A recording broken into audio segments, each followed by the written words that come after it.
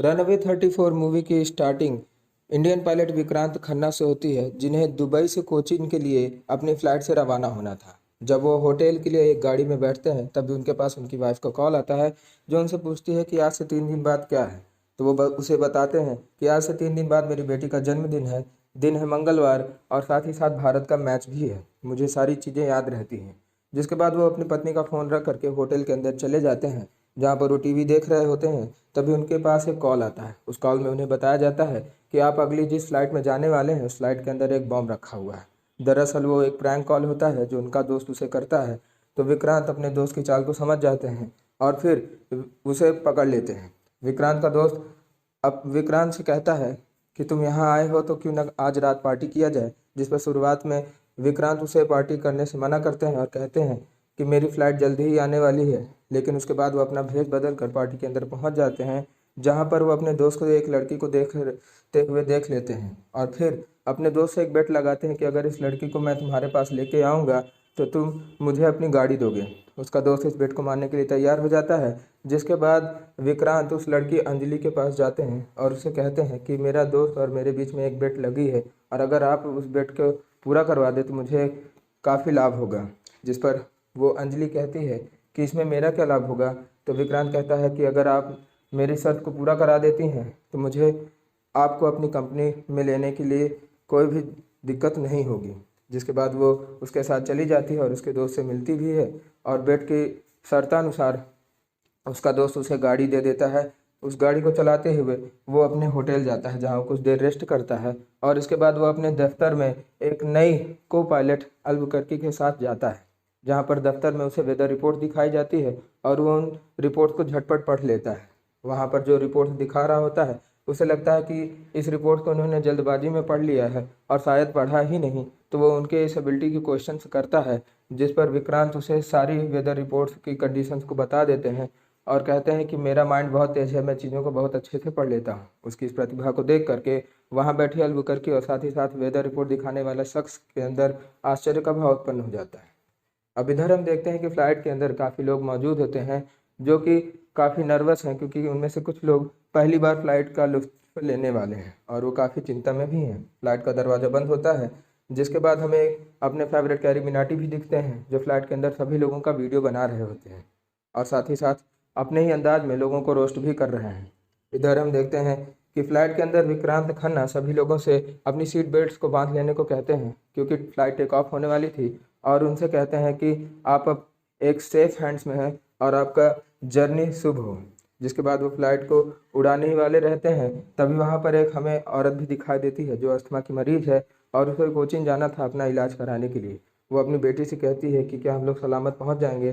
तो उसकी बेटी उसे ढाढ़स बंधाती है और कहती है कि हाँ, आप किसी तरह से परेशान ना होइए, क्योंकि इस समय सबसे अच्छे इंडियन पायलट विक्रांत खन्ना इस प्लेन को चला रहे हैं। जिसके बाद हम देखते हैं कि अल्बुकर्की विक्रांत खन्ना से एक बात कहती है कि सर, आपने जो नाम लिया था मेरा, वो नाम गलत है, मेरा नाम अल्बुकर नहीं अल्बुकर्की है। जिस पर विक्रांत उससे कहता है कि तुम कितने देर तक काम की हो। तो वो बोलती है कि सर, मैं 600 घंटे तक अभी एयरप्लेन में काम कर चुकी हूँ। तो बोलता है कि मैं 3000 घंटे तक इस एयरप्लेन में काम कर चुका हूँ, इसलिए कभी कभी मुझे कुछ प्रॉब्लम हो जाती है कहने में, उसको इतना चेक मत किया करो। मैं जो कहता हूँ उसको अच्छे से करो, क्योंकि यही को पायलट का धर्म है। इसके बाद वो एक एयर होस्टेस को बुलाता है और उससे ब्लैक कॉफ़ी और डिस्प्रिन मांगने को कहता है, क्योंकि उसका सर में काफ़ी तेज़ दर्द हो रहा होता है और उसकी नींद पूरी नहीं हो पाती है पार्टी होने की वजह से। जिसके बाद हम देखते हैं कि विक्रांत खन्ना की वाइफ अपने मदर को कॉल करती है, जहाँ पर वो अपनी मदर से कहती है कि मुझे लगता है कि मैं सब कुछ छोड़ करके यहाँ से चली जाऊँ। तो उसकी मदर उसे कहती है कि तुम बिल्कुल चली जाओ, लेकिन एक चीज़ का ध्यान रखना कि विक्रांत तुमसे बहुत प्यार करता है और वो तुम्हें कभी छोड़ने वाला नहीं है। और तभी मौसम ख़राब होने लगता है, जहाँ पर विक्रांत की पत्नी अपने बच्चों को बाहर खेलने से रोकने के लिए चली जाती है अपनी माँ का फ़ोन रख करके।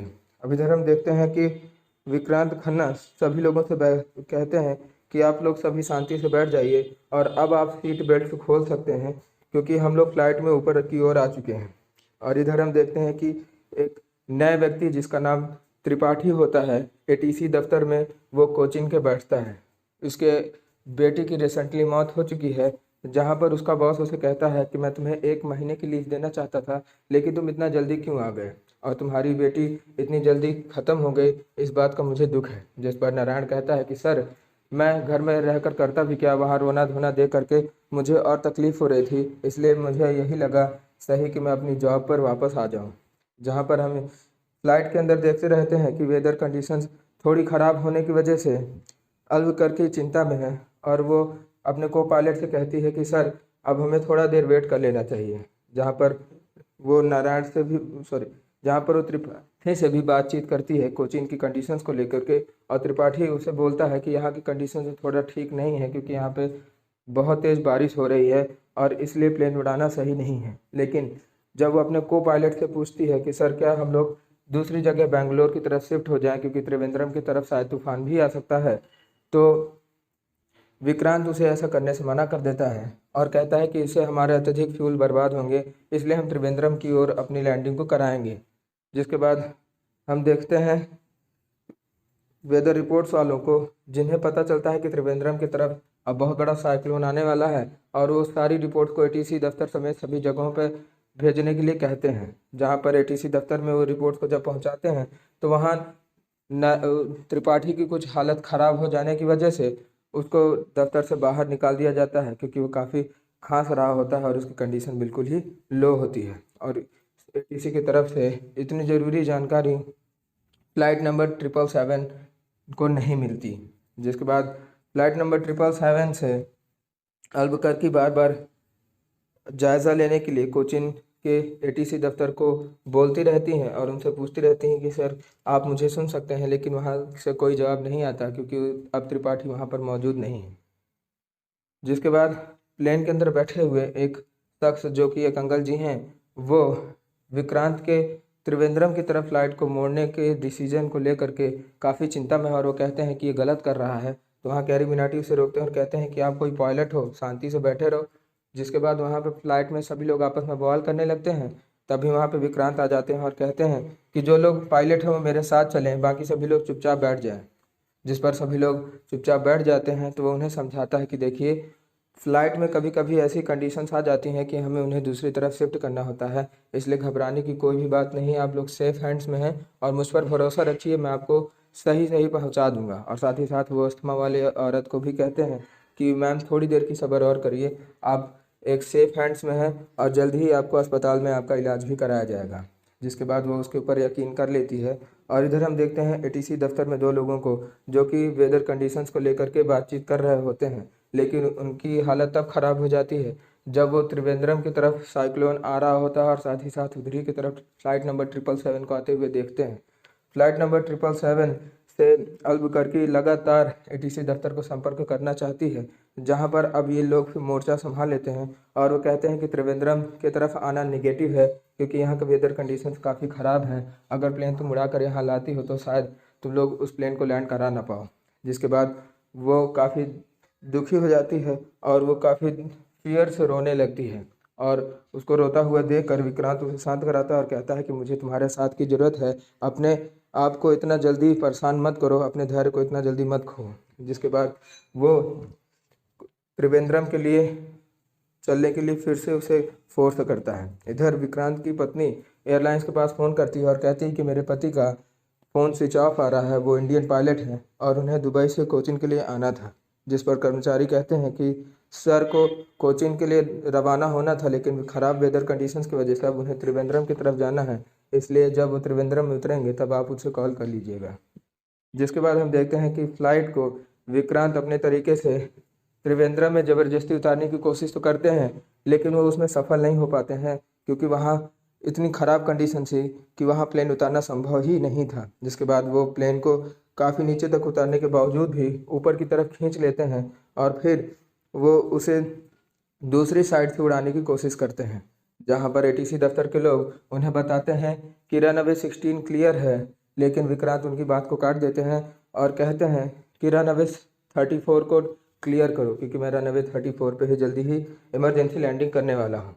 तो रात में एटीसी दफ्तर के लोगों को कुछ समझ नहीं आता है, तो विक्रांत उसे कहते हैं कि ढेर सारे एम्बुलेंस को रनवे 34 में भेजो, जहाँ पर काफ़ी ढेर सारी एम्बुलेंस को रनवे 34 में पैसेंजर्स की मदद के लिए भेजा जाता है। अब इधर विक्रांत इमरजेंसी लैंडिंग कराने में सफल हो जाते हैं और रनवे 34 में सभी लोगों की जान भी बच जाती है। जिसके बाद उन्हें ले जाया जाता है अस्पताल की तरफ, और वहाँ पे जो अस्थमा वाली जो औरत थी उसकी हालत ख़राब हो जाने की वजह से रास्ते में ही उसकी हार्ट अटैक से मौत भी हो जाती है। जिसके बाद एडीजीसी को आने वाले थे इस बात की राधिका रॉय विक्रांत खन्ना को बताती है और कहती है कि तुम एडीजीसी के लोगों से बिल्कुल भी नहीं डरना, वो तुमसे जो सवाल पूछेंगे उनको सटीक जवाब देना और कोई भी एक्स्ट्रा सवाल का जवाब देने की तुम्हें कोशिश नहीं करनी है। जिसके बाद एडीजीसी के लोग आ जाते हैं और विक्रांत से उसके कंडीशन के बारे में पूछते हैं कि फ़्लाइट में उसकी हालत कैसी थी और उस समय वो क्या कर रहा था। विक्रांत उन्हें सभी फ़्लाइट के सभी चीज़ों के बारे में बताता है। जिसके बाद जो एडीजीसी के लोग होते हैं वो फ़ोन करते हैं AAIB के ऑफिसर जिनका नाम है नारायण वेदांत, और उनके पास फ़ोन करके वो उसे सारी जानकारी देते हैं कि हमने फ़्लाइट के सारे पेपर्स के जितनी भी जानकारी थी आपको सेंड कर दी है, उसे आप ज़रूर देख लीजिएगा। और इधर हम देखते हैं कि जो नारायण वेदांत हैं वो काफ़ी स्ट्रिक्ट ऑफिसर हैं AAIB के, और वो अपने एक कर्मचारी को उसकी लापरवाही के चलते उसके काम से भी निकाल देते हैं। इधर जब विक्रांत अपने घर वापस जा रहे होते हैं तभी उनके पास एक कॉल आता है, जो कि कॉल इसी अस्थमा वाली औरत के घर वालों का होता है, जो उसे बोलती है कि सब लोग तुम्हें हीरो मानते हैं लेकिन मेरी मदर की कंडीशन तुम्हारी वजह से ख़राब हुई, इसलिए मैं तुम्हें कभी हीरो नहीं मानती हूँ, तुम्हारी गलती की ही वजह से उनकी जान आज चली गई है। इसे सुनकर विक्रांत काफ़ी दुखी होते हैं और फिर वो अपने घर की तरफ चले जाते हैं। और इधर हम देखते हैं नारायण वेदांत को, जो कि सभी चीज़ों को एयरलाइंस में जो भी बातचीत हो रही थी उन्हें अपने ईयरफोन्स के द्वारा सुनते रहते हैं। इधर हम देखते हैं विक्रांत की वाइफ को, जो कि विक्रांत को ये चीज़ समझाने में लगी रहती है कि जो कुछ भी फ़्लाइट के अंदर हुआ या फ़्लाइट की वजह से जिस भी व्यक्ति की जान गई उसमें तुम्हारा कोई भी हाथ नहीं था। कभी कभी हम लोग ऐसे रिस्क को लेने के तैयार हो जाते हैं जिनमें हमें पता होता है कि हम किसी अपने को भी खोने वाले हैं, इसलिए तुम बिल्कुल भी इस बात की चिंता मत करो कि वो जो अस्थमा वाली औरत थी उसकी मौत तुम्हारी वजह से हुई है। अब इधर हम देखते हैं कि विक्रांत के पास फ़ोन आता है नारायण वेदांत का। विक्रांत की बेटी का जन्मदिन होता है और नारायण वेदांत उसे AAIB की रिपोर्ट भेज देते हैं, जहां पर उसे कहते हैं कि तुम्हारे बेटी के जन्मदिन में मैंने तुम्हें गिफ्ट भेजा है और मैं तुम्हें 3 दिन का समय देता हूं, इसलिए अपने आप को पूरी तरह से बचाने की कोशिश कर लो। लेकिन विक्रांत नॉर्मली नारायण से कहता है कि सर मुझे बचाने की अपने आप को ज़रूरत है ही नहीं, क्योंकि मैंने कुछ गलत किया ही नहीं है। जिसके बाद वो फ़ोन काट देता है। अब इधर हम देखते हैं सूरी को, जो कि स्टार लाइन्स एयरलाइंस का मालिक है, और वो काफ़ी खुशी है क्योंकि उसी की कंपनी में काम करने वाला विक्रांत काफ़ी पॉपुलर हो चुका है इमरजेंसी लैंडिंग को लेकर के, और इसी की वजह से उसके शेयर्स बाज़ार में काफ़ी ऊंचे स्तर पे जा रहे हैं, जिसके वजह से वो काफ़ी खुश रहता है। तभी राधिका राय उसे बताती है कि अब इस केस को नारायण वेदांत हैंडल करने वाला है, और उसका नाम सुनते ही सूर्य की हालत ख़राब हो जाती है, क्योंकि वो नारायण वेदांत को जानता था कि वो कितने पावरफुल और ताकतवर वकील हैं। जहाँ पर हम नारायण वेदांत को भी देखते हैं, जो कि सभी चीज़ों का बारीकी से अध्ययन करते रहते हैं और उस केस से संबंधित सभी फाइलों को भी देखते रहते हैं। जिसके बाद वो अपने सामने त्रिपाठी को भी बुलाते हैं और उनसे पूछते हैं कि सर आपको क्या मूवीज़ में इंटरेस्ट है। त्रिपाठी कहता है कि हाँ मैं कभी कभी मूवी देख लेता हूँ।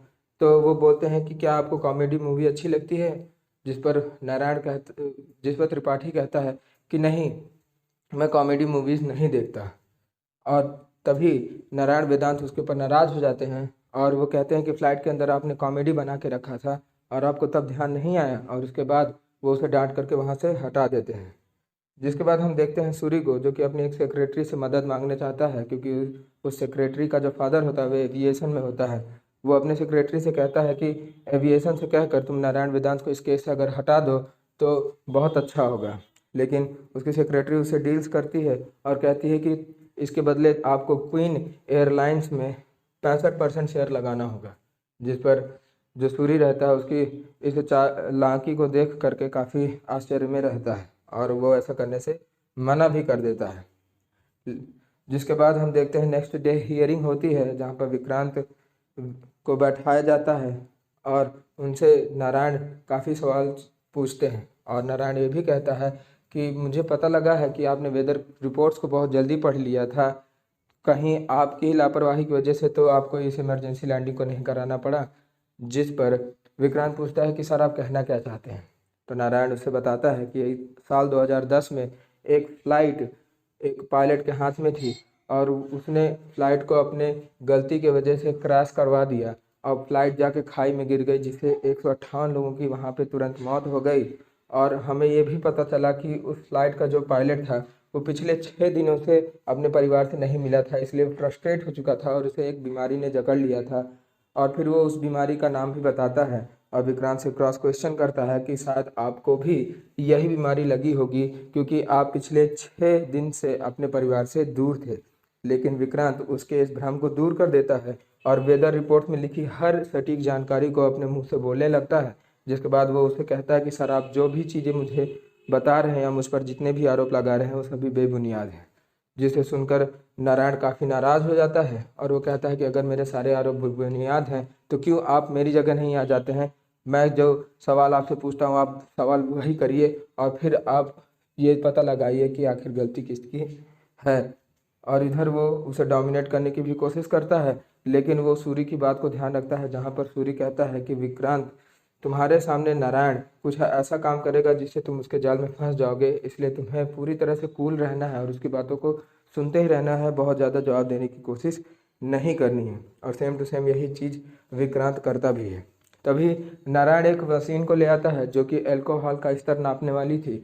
वो उस अल्कोहल के स्तर नापने वाली मशीन को सूरी के पास ले आता है और वो कहता है कि इसमें आप फूंक के देखिए। जब वो फूंकता है तो वो उसमें पॉजिटिव पाया जाता है। जिसके बाद वो कोर्ट के सामने बताता है कि सर ये मशीन ख़राब हो चुकी है, जिसके भी मुंह पे ये मशीन लगाई जाएगी उन सभी लोगों को पॉजिटिव बताया जाएगा। तो मुझे कहीं ना कहीं ये भी लगता है कि विक्रांत के केस से ये बहुत ताल्लुक़ रखती है, क्योंकि विक्रांत के केस के पहले ये मशीन काफ़ी ठीक थी, लेकिन जैसे ही सारी घटनाएं हुई तैसे ही ये मशीन ख़राब हो गई है। इसके पीछे कोई ना कोई रहस्य ज़रूर है। जिसके बाद वो विक्रांत से फिर पूछते हैं कि आपने मुझसे एक बार कहा था कि मैं गलत काम करता ही नहीं हूँ और मैं हमेशा सत्य बोलता हूँ। तो विक्रांत अपने बात पर अडिग रहता है कि हाँ मैं सत्य बोलता हूँ।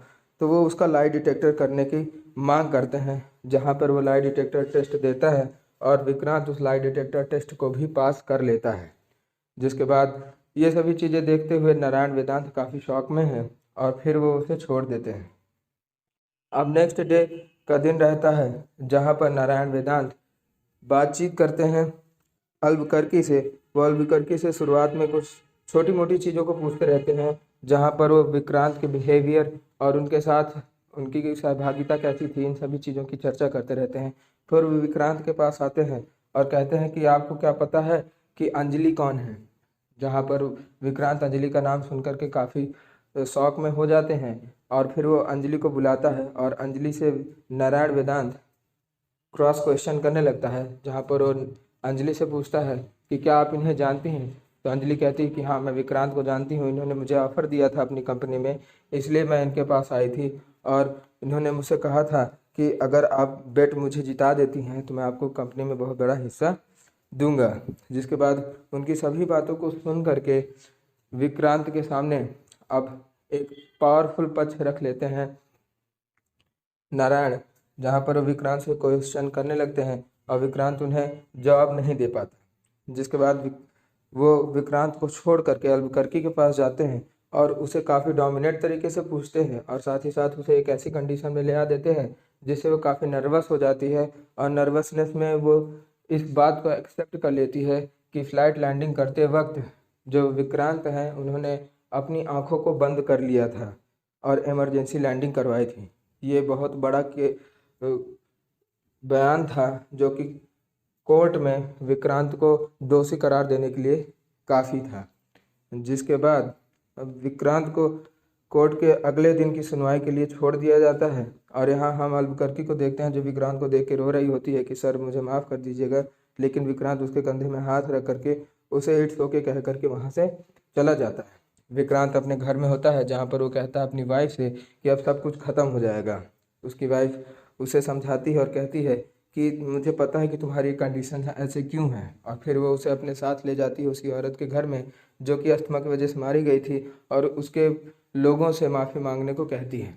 विक्रांत उन सभी लोगों से माफ़ी मांगता है और फिर वहाँ से चला आता है। अब नेक्स्ट डे हियरिंग होने वाली रहती है, जहाँ पर जैसे ही नारायण वेदांत कुछ बोलने वाले होते हैं तो विक्रांत उन्हें रोक देता है। और फिर विक्रांत उन सभी एक चीज़ बताता है कि सर, आपको कभी ये पता था कि मैंने रनवे 34 का ही रास्ता क्यों चुना? रनवे 34 मेरे माइंड का एक प्लान था, क्योंकि मैं पहले रनवे 34 के लिए ही काम करता था एक व्यक्ति के साथ, और मुझे उसके बारे में पूरी स्पेशल जानकारी थी। यहाँ तक कि रनवे 34 की एक एक इंच ज़मीन कहाँ रुकती है, इन सभी चीज़ों की मेरे पास जानकारी थी, क्योंकि मैं वहाँ पर बहुत दिनों तक एक प्राइवेट प्लेन का पायलट रह चुका हूँ। इसीलिए मैंने उस कंडीशन को चुना, और फिर मैंने उसे अपने माइंड से देखा और मैंने अपनी आंखों को बंद कर लिया, जिसके बाद मैंने अपने माइंड के तरीके से ही प्लेन को इमरजेंसी लैंडिंग कराई, जिस पर नारायण वेदांत उसके ऊपर शक करते हैं और कहते हैं कि ठीक है, मैं आपकी सभी दलीलों को समझता हूँ, और अगर आप सचमुच में अपने माइंड का पावरफुल इस्तेमाल कर लेते हैं तो क्यों ना आप एक टेस्ट दें। और फिर वो उस टेस्ट के अंदर विक्रांत के आंखों में एक पट्टी बांध देते हैं और फिर इमरजेंसी की हालत वाला टेस्ट करवाते हैं, जहाँ पर वो फ्लाइट के अंदर मौजूद रहते हैं। और वो फ्लाइट आर्टिफिशियल होती है, जो कि एक टेस्टिंग के लिए बनाई गई है, और फिर उसमें भी विक्रांत सफल हो जाते हैं, जिसे देख करके नारायण वेदांत को यकीन हो जाता है कि हाँ, ये अपने माइंड से ही इस प्लेन को चला रहा होता है। नेक्स्ट डे हियरिंग में नारायण वेदांत सभी लोगों के सामने बताता है कि एटीसी की दफ्तर के व्यक्ति त्रिपाठी इसमें सबसे ज़्यादा एक्यूज्ड हैं, क्योंकि उनकी हालत ख़राब होने की वजह से वो एटीसी दफ्तर में मौजूद थे, और उन्होंने एक महत्वपूर्ण जानकारी जो कि फ़्लाइट नंबर 777 को देना चाहिए था, उसमें देने में वो असफल हुए। इसलिए उनको तत्काल प्रभाव से बर्खास्त किया जाता है, और साथ ही साथ मिस अल्बुकर्की और कैप्टन विक्रांत को 3 महीने अपने लाइसेंस से दूर रहने के लिए कहा जाता है, और उनके लाइसेंस को 3 महीने के लिए रद्द किया जाता है।